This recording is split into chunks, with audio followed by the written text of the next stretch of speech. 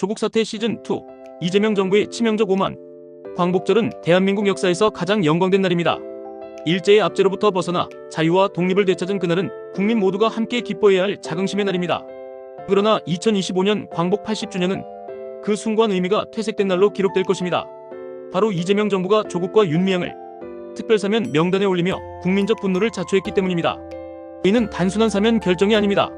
반성과 속죄조차 없는 범죄자들을 풀어주며 국민의 정의감을 짓밟은 행위였습니다. 결과는 여론조사 지표에 그대로 드러났습니다. 국정 지지율 급락, 민주당 지지율 폭락, 그리고 중도층과 30대의 급격한 이탈입니다. 이 장면은 자연스럽게 2019년의 조국 사태를 떠올리게 합니다. 문재인 정부가 스스로 몰락의 길에 들어선 결정적 계기, 바로 조국이었습니다. 당시 정권은 도덕과 정의를 외치면서도 정작 자기 편의 불법에는 눈을 감았습니다.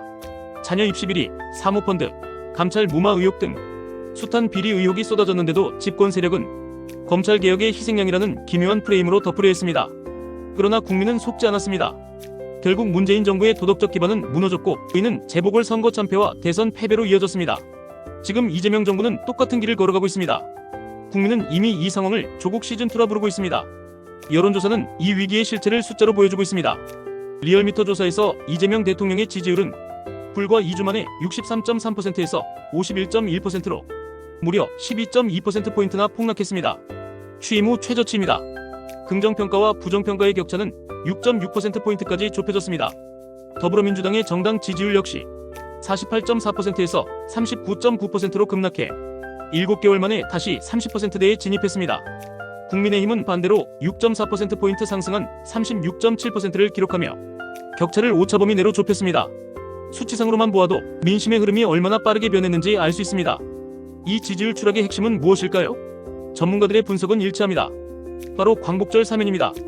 특히 조국과 윤미향을 포함한 사면은 도덕적 기준을 무너뜨렸다는 상징적 사건으로 평가됩니다.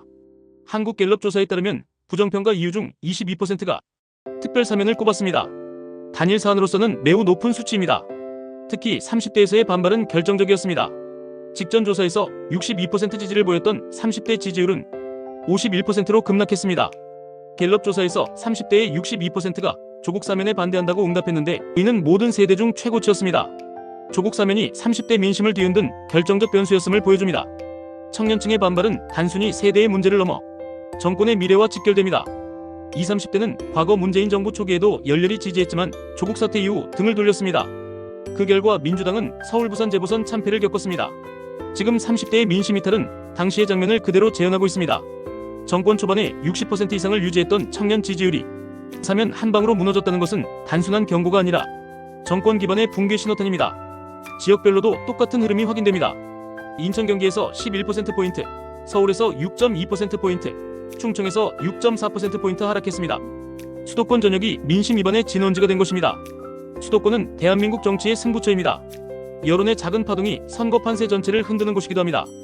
이 지역에서의 하락은 단순한 여론조사 수치가 아니라 차기 총선과 대선을 직격하는 결과로 이어질 수 있습니다. 호남 지지율도 소폭 하락세가 감지되고 있습니다. 민주당의 절대적 텃밭마저 흔들리기 시작했다는 점에서 심각한 위기 신호입니다.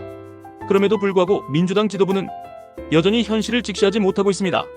대변인들은 검찰 탄압 피해자 구제라는 낡은 레코드를 반복하고 있습니다. 그러나 국민이 원하는 것은 피해자 서사가 아니라 정의와 공정입니다. 불법에 대한 책임은 여야를 가리지 않고 물어야 한다는 너무도 당연한 상식이 국민의 눈높이입니다. 그런데 이재명 정부와 민주당은 여전히 국민이 자신들의 논리에 동의할 것이라는 착각에 사로잡혀 있습니다. 바로 이것이 치명적 오만입니다. 문재인 정부의 조국 사태가 보여준 교훈은 간단합니다. 위선을 감싸는 권력은 결국 국민에게 심판받습니다. 이재명 정부가 광복절 사면을 통해 보여준 모습도 다르지 않습니다. 반성 없는 범죄자를 풀어주며 검찰 독재 종식이라는 기묘한 프레임으로 포장했습니다. 그러나 국민은 속지 않습니다.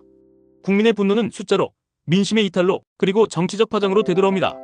민주당 내부에서도 불안감이 퍼지고 있습니다. 일부 중진 의원들은 이번 사면을 두고 타이밍 최악이라며 공개적으로 불만을 토로했습니다. 그러나 지도부는 오히려 강성 지지층만을 의식하며 사면을 정의로운 결정이라 강변했습니다. 이것은 마치 2019년 문재인 정부가 조국은 검찰개혁의 상징이라고 주장하며 국민의 분노를 무시했던 장면과 똑같습니다. 결국 그때도 강성 지지층만 남았고 중도층과 청년층은 등을 돌렸습니다. 지금 민주당은 똑같은 길을 재현하고 있습니다.